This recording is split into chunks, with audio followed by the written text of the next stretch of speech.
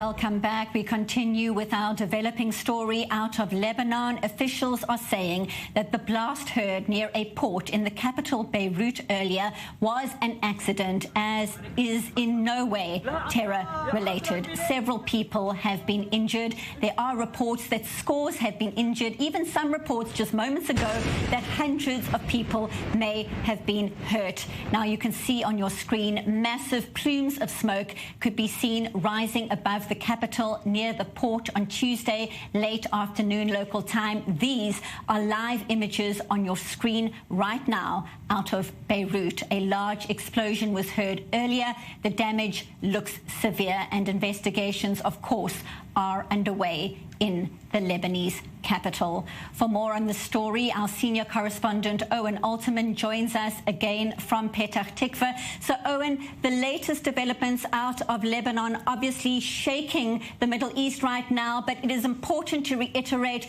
that officials are saying this is in no way terror related. This was an accident. What is the latest that can be confirmed right now?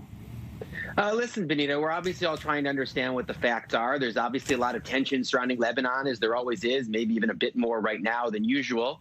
And so everyone's curious about what this event is and what happened. As you mentioned, reports of large numbers of casualties, and we obviously hope for all the best for all the people who are wounded. And sadly, if anyone has even been killed, and we hope that everyone gets the medical treatment they need.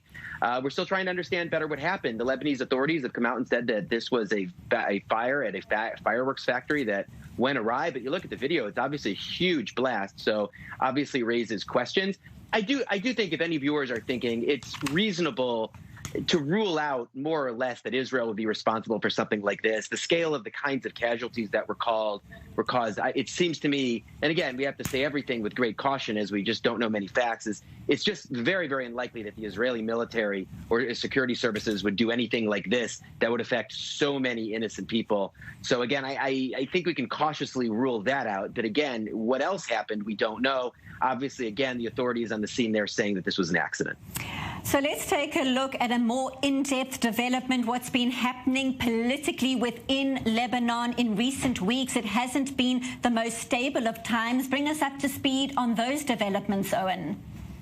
Well, never is stable in Lebanon, Benita, so it's par for the course in that sense. But look, the main backdrop in Lebanon is the economic crisis, which is very, very severe, hitting that country's middle class. Again, Lebanon has a storied middle class. Go back 40 or 50 years, this was the banking hub of the Middle East. Again, those days are long since gone, but the educated middle class has remained, some of the banks too. And so again, the fact that this economic crisis is hitting the country, driving many, many people into poverty, again, against the backdrop, of course, of the pandemic that is hitting economies all over the world. Also, Lebanon having absorbed many, many Syrian refugees, I believe about 1 million refugees from Syria, having crossed that border since the beginning of the war. And again, Benita, don't forget, Lebanon's not a very big country. So an influx like that could really put a strain on its economy and on its ever-sensitive politics. Again, Lebanon, a country that recognizes 17 or 18 religious sects, and they have to share power among them. Obviously, not all in equal measure. Some are much larger than others, but a system that goes back decades for trying to allocate power between Christians, between Sunnis, between Shiites, even among different Christian groups. And so, again, it's very, very hard to manage this country in the best of times, and the economic crisis means that it's not necessarily the best of times either.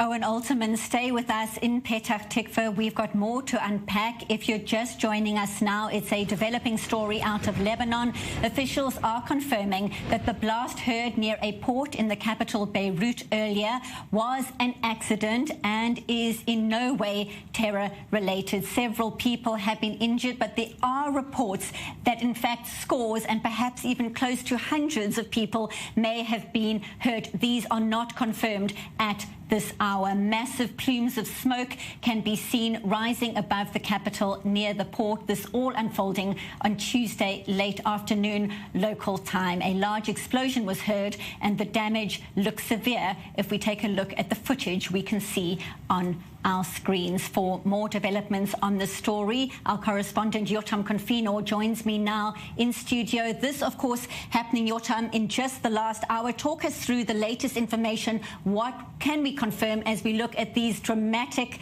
images on our screen right now? Well, dramatic images indeed, and what we have right now is really the Lebanese media to rely on to see what they're reporting, and like you said, the Hezbollah sponsored media such as Al-Akhbar and Al-Mayadeen, they're both reporting it is not a terrorist attack, that it seems to be an explosion at a fireworks factory next to an oil tank. This is why we're seeing such dramatic footage right now, and with possibly hundreds of injured here. And it also comes at a very, very bad time in Lebanon in general. The situation is terrible. Financially, people are on the streets. They're still very, very unhappy with the government.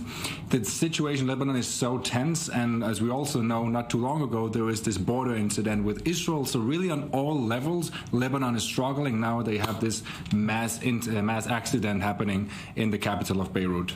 The images on your screen right now are the aftermath after what happened this afternoon, a local time in Beirut.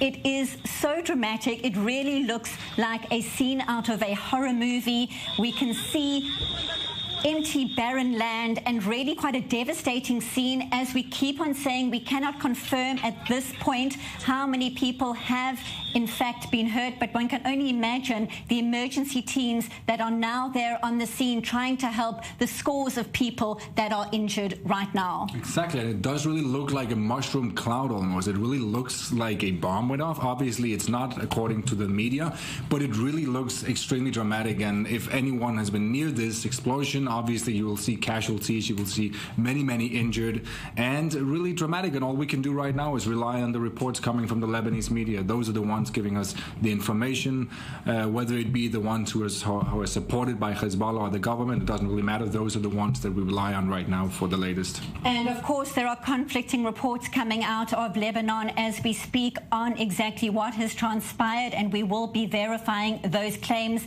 as we hear them right now. The latest development we're hearing is that Hezbollah may in fact have been involved. Of course, we need to reiterate, we have been saying, officials saying this is in no way terror related. Yotam, you and I have discussed in recent days this unusual dynamic and relationship between the Lebanese government and Hezbollah. Let's break it down again, because it would be quite confusing for people watching to understand why this could even be possible. I think it's confusing for everyone, even in Lebanon. You have so many factions, you have so many really different wings and voices that all make up this parliament, and Hezbollah is really growing stronger and stronger. It is considered a terrorist organization by the United States, by EU, by Israel, but they have a tremendous amount of power. They're allies with several people inside the parliament, but it's a very, very weird constellation, because there's so much political turmoil, and that's why we see for years that they haven't really been able to pass any legislation that is important. Right now you have people starving, and you have a COVID-19 outbreak that is continuing to really destroy the country, so to say. And now with this explosion, you're just adding another level of just tremendous difficulty for Lebanon, really. And a difficult one, I imagine, to answer. But Yotam, to what motive, what would Hezbollah, if that were the case, actually benefit from causing damage like this in the capital? Look, it sounds a bit like a conspiracy, if that's the case. It sounds like a very, very odd thing to go ahead and to cause this mass explosion that will likely kill maybe hundreds of civilians. To do that would be, I don't even know how to describe that. That would be beyond